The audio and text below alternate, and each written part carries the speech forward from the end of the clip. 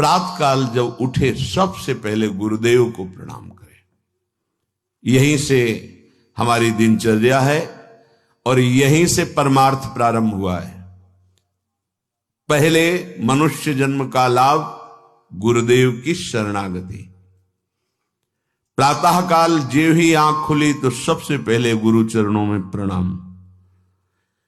उठी के प्रात गुरु ही सिर नावे, प्रात समय आराध्य को ध्यावे। गुरुदेव को प्रणाम, फिर अपने आराध्य देव का नाम मंत्र। गृहस्थ में हो, गृहस्थ धर्म का संयोग किया है तो स्नान के बाद मंत्र। विरक्त है तो हर समय पावन है। सैया पे उठा, गुरुदेव को प्रणाम और मंत्र जाप प्रारंभ। जब शौच आदि लगे तो उसकी नित्य क्रिया। गृहस्थ है, गृहस्थ धर्म का संयोग किया है, नाम जप कर सकता है पर उस सैया पर मंत्र जाप नहीं। पवित्र हो करके फिर अन्य आसन पर बैठकर मंत्र जाप करे।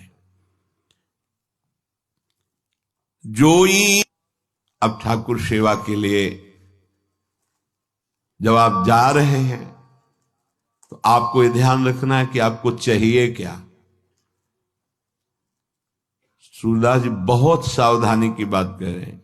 क्या चाहिए तुम्हें? हमारी तरफ से प्रार्थना कभी भगवान से लौकिक वस्तुएं मत मांगना। अपने आप हर आवश्यकता वो पूरी करना शुरू कर देंगे। आप मांगोगे वो निश्चिंत हो जाएंगे, आप नहीं मांगोगे वो चिंतित हो जाएंगे कि ये तो मांगता ही नहीं है कभी, अब इसको इस समय क्या आवश्यकता है। वो खुद पक्का पूरे जीवन के अनुभव की बात, जब जहां व्यवहारिक पारमार्थिक रक्षा करनी हुई है तब सरकार ने रक्षा की। जहां उनको संभालना हुआ है, जो देना हुआ है, जो पोषण कराना हो, सब ये जो प्रभु ने कहा है, अनन्यश्चिन्तयन्तो माम ये जनाः पर्युपासते तेषां नित्याभियुक्तानां योगक्षेमं वहाम्यहम् अक्षरशः परम सत्य। वो योग और क्षेम बहुत अच्छे से करते हैं। अप्राप्त की प्राप्ति कराना योग और प्राप्त की रक्षा करना क्षेम, दोनों मेरे प्रभु बहुत अच्छे से करते। इसकी चिंता मत करो, ऐसा मांगो कि हमारा चित्त निरंतर आपसे जुड़ा रहे। बिसरियो ना बिसारियो, यही दान मोहि देव।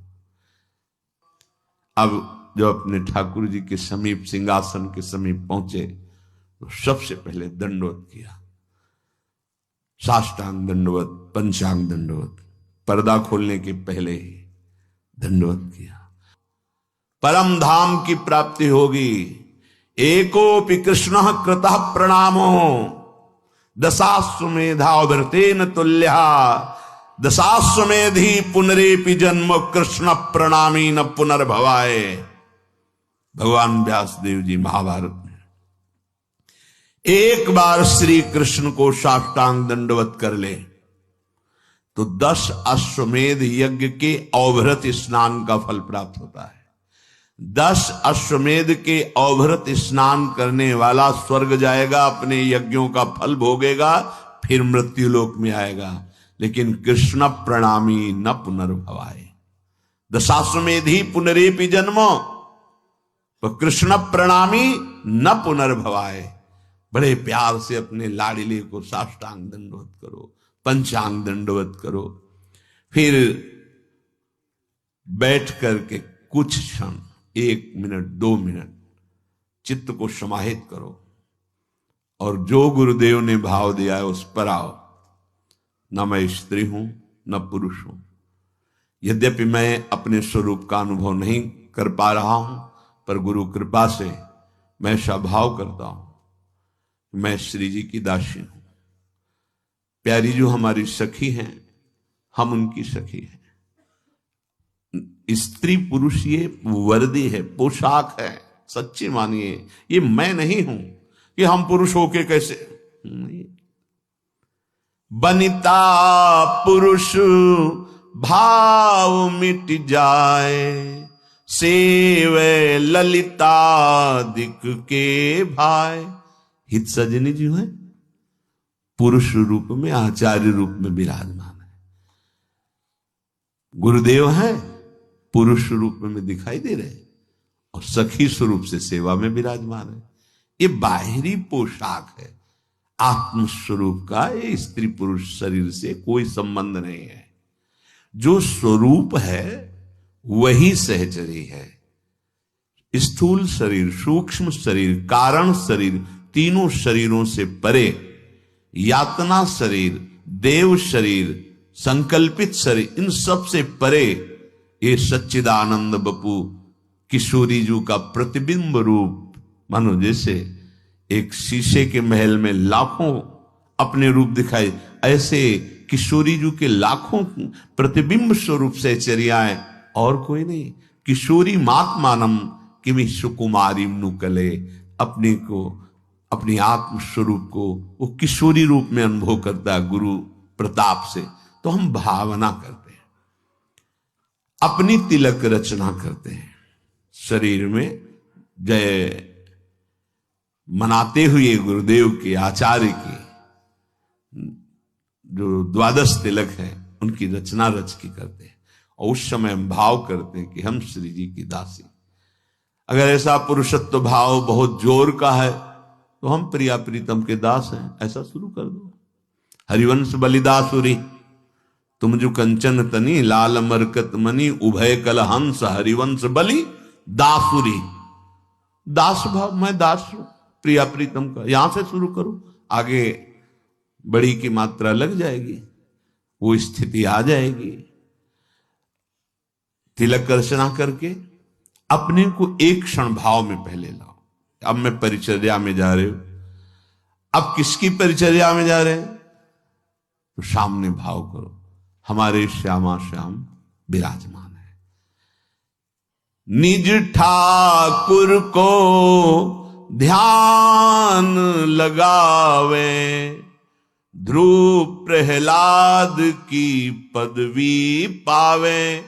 बड़े बड़े महाभागवतों को जो पद मिला है, सुख मिला है, वो उस उपासक को सुख मिलता है। सेवा के पहले ध्यान करो, हम किसकी सेवा करने जा रहे हैं? गौर श्याम जोरी, अद्भुत जिनका सौंदर्य, अद्भुत प्रभाव, अद्भुत महिमा, मैं उनकी सेवा करने जा रहा हूं। ध्यान एकाग्र करे, ध्यान कहीं और, पर्दा हटा रहे, सेवा बहुत सावधानी से। हम किन की सेवा? श्यामा श्याम की सेवा। जिन हरि को चरणामृत लियो, वैकुंठ में अपनो घर कियो। मैं उन हरि की सेवा करने जा रहा हूं जिनके चरणामृत का इतना प्रभाव है कि जिसने अपनी जिह्वा पर नित्य चरणामृत पान किया, वो भगवान की महिमा जिसकी अकुंठ है, ऐसे महान धाम वैकुंठ का अधिकारी होता है। अपने प्रिया प्रीतम के उपासक हैं तो अपना नित्य धाम वृंदावन। एक चरणामृत नित्य पीने का फल है भगवान के नित्य धाम में वास मिल जाना। अकाल मृत्यु हरणम सर्वव्याधि विनाशनम, श्री कृष्ण पादोदकम पीत्वा पुनर्जन्म न विद्यते। विश्वास करो, ये शब्द मजाक में नहीं कहे गए हैं। जो रोज चरणामृत का पान करता है, नियम बना लो, जिह्वा आसक्त हो जाए चरणामृत में। संतों का चरणामृत, हरि का चरणामृत रोज हमारे पास होना चाहिए। हमारी ये परम संपत्ति है। अगर चरणामृत नहीं तो हम क्या? देखो, परम दानी है राधा वल्लभ लाल जो, बिहारी जो, वहां जाकर आप मांगे, आपको चरणामृत मिल जाएगा। इतना ही चरणामृत मिल जाए, उसमें आप चाहे 100 लीटर जल मिला लीजिए, वो बराबर चरणामृत ही रहता है। रोज चरणामृत लीजिए। चरणामृत पीने वाले के अंदर ऐसी दुख सहने की सामर्थ्य आ जाती है। यद्यपि प्रारब्ध के अनुसार बड़े बड़े महापुरुषों ने भी दुख को स्वीकार किया है, पर वो दुखी नहीं हुए। वो अपना प्रभाव दिखा रहा है, पर चरणामृत अपना प्रभाव दिखा रहा है। देखो महादेव जी भगवान का चरणामृत गंगा जी को सर पर धारण किए हैं। हम कुछ चरणामृत पिए और अपने माथे पे से 1-2 बूंद जरूर डालें। आप देखो, ये वो है जो मोक्ष सुख को भी लघु कर दे। ये वो मार्ग है। जो हरि आगे बाजित्र बजावे, 3 लोक रजधानी पावे। श्री जी का पर्दा हटाया, धीरे धीरे चरण चापे, भावना की युगल सरकार उठ रहे हैं। अब पद के द्वारा उठाया जा रहा है। जागो मोहन प्यारी राधा। हारमोनियम बज रही, मंजीरा धीरे से मृदु मृदंग बज रही। ये जो बाजे बजा रहे ना, ये त्रिभुवन पति की राजधानी को प्राप्त होंगे।